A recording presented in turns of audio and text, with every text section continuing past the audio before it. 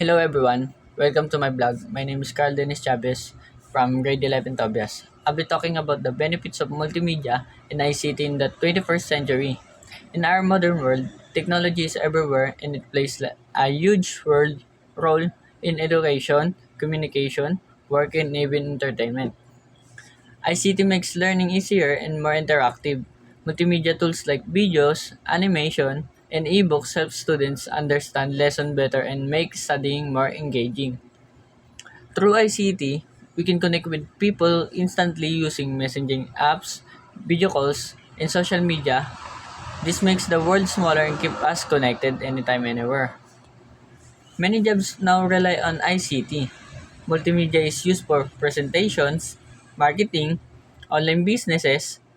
ICT also makes work from home possible especially during times like the pandemic.